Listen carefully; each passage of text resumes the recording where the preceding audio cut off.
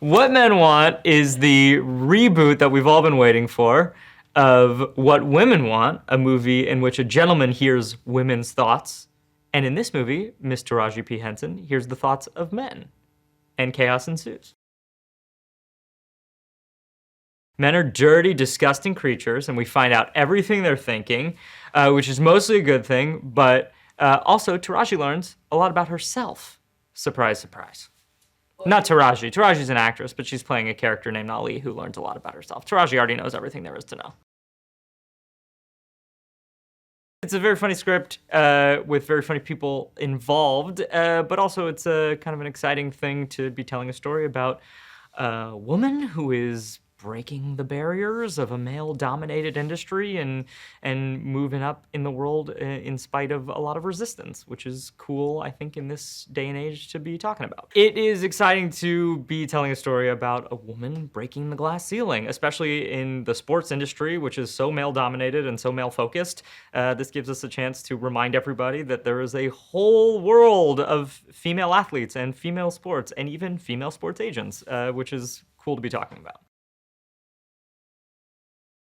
I play the role of Brandon, who is Ali, Taraji's assistant, and sort of confidant and always there, long-suffering, taking abuse, but doing it with a smile assistant. And I'm just sort of there to be her sounding board, and I'm also sort of the only one in on this big secret because she can hear my thoughts, much to my chagrin. If you can imagine what would happen if your boss could hear everything you were thinking and how terrifying that would be. That's sort of what Brandon is going through in the movie.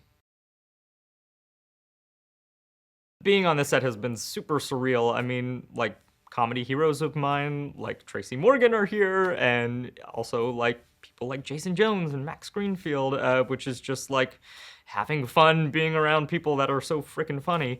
And then, obviously, Taraji is one of the absolute greats, and getting to not only work with her, but learn from her is, like, such a treat and so exciting. And then, yeah, when we have people like Devontae Freeman and Shaq and Lisa Leslie just sort of like hanging around set, it is very weird and very awesome. Taraji can do anything, which, I mean, I guess I always sort of knew, but then you see it up close and personal, it's like, oh wow, she can really do anything. She can go from being so unbelievably funny and slapstick and goofy and silly to just like absolutely bringing you to tears, like drop of a hat. And I mean, she's one of a kind, obviously, but getting to see it up close and personal has been like just mind-blowing. Adam Shankman is the director of What Men Want, and he is the funniest person and the fastest thinking person and the sweetest person, which is all the best person when you mush it all together. He makes this such a fun, easy work environment and a place that we want to come every day and joke around and occasionally get stuff done. But it's just, he's the kind of director that you want to work with because he makes it fun to be at work. I'm excited that this story, which is a lot of fun and has been a lot of fun since it first came around in 2000 and now it's back, but looking completely different with a lot of diversity and a woman front and center and a gay character front and center, or just off to the side of front and center, and all of that diversity and new faces, I think, is a great thing to be happening in 2019, and I'm glad it's happening, and I'm very glad to be a part of it. I think audiences are going to love seeing Taraji P Henson be silly and hilarious and amazing as she always is, but I think in new and different ways, which is amazing. And, you know, people like Tracy Morgan showing up and just being as funny as you can imagine, and then fun cameos from Shaq and Mark Cuban and Lisa Leslie and all sorts of other very cool people that we've got to have around here.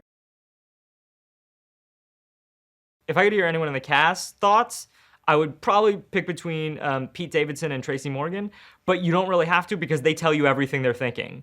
So, I don't know. Taraji has a great dog. I'd love to know what he's thinking. K-Ball, really great French bulldog. I'd like to get in his head. Hey there, here's today's daily fact. The snow in The Wizard of Oz is asbestos. In that famous poppy field scene in The Wizard of Oz, the snow coming down is calming to Dorothy and her posse, but they should have probably been far less relaxed, as these were actually asbestos-based fake snowflakes, a popular Christmas decoration throughout the United States and Europe at the time. Now click here below to subscribe for more great content.